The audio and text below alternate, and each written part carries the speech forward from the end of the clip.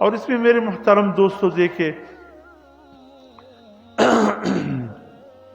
اللہ رب العزت نے جو احکامات دیے یہ اصل میں اللہ کی نعمتوں کا شکر ہے. کلمہ لا الہ الا اللہ محمد الرسول اللہ یا اشہد ان لا الہ الا اللہ وحدہ لا شریک لہ واشہد ان محمدا عبدہ ورسولہ. یہ تصدیق یعنی بالقلب کے بعد اقرار بلسان ہے، اپنی زبان سے اقرار کرنا، یہ اس کا اظہار، یہ ایمان کا شکریہ ادا کرنا ہے کہ اللہ نے ہمیں مومن بنایا ہے. اگر یہ مومن ہے تو اس کی زبان پہ کلمہ جاری ہوگا.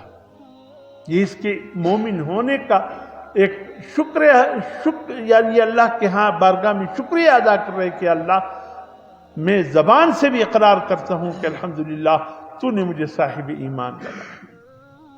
اس کے بعد اللہ نے جو بدن عطا کیے اس کا شکریہ ہم نماز کے ذریعے ادا کرتے ہیں. جو مال اللہ نے ہمیں دیا ہے اس کا شکریہ ہم زکوٰۃ کے ذریعے ادا کرتے ہیں.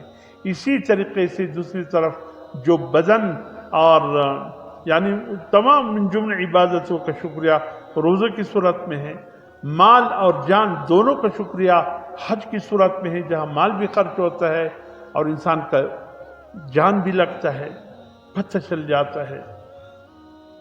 اس سے ایمان بھی محفوظ ہوتا ہے. اور حضور صلی اللہ علیہ وسلم فرماتے جس پہ حج فرض ہو اس نے زندگی میں حج کیا ہو، اللہ پاک جب بھی اس کو دنیا سے رخصت کرے گا ایمان کی حالت میں یہ دنیا سے جائے. اگر حج فرض ہو نہیں کیا تو اللہ کو کوئی پرواہ نہیں ہے کہ یہ یہودی ہو کر مرے یا عیسائی ہو کر مرے. کتنی خطرے کی بات ہے، یعنی خطرناک بات ہے. تو اس سے صاحب نصاب اس بات پہ توجہ دے. آنے والے ہفتے میں پھر کاغذات نامزدگی جمع ہو رہے ہیں. یہ کاغذات کیا نامزدگی تو دوسری چیزیں یعنی حج کے لیے بہت مہنگا تو ہے، لیکن دیکھیں اللہ کے لیے اللہ نے اگر کسی کو مال دیا ہے پھر وہ پیسوں کو نہیں دیکھتا، اللہ کی فضل کو دیکھتے ہیں کہ اللہ کی توفیق کے ساتھ انسان جا سکتا ہے، بغیر اللہ کی توفیق کے کوئی نہیں جا سکتا.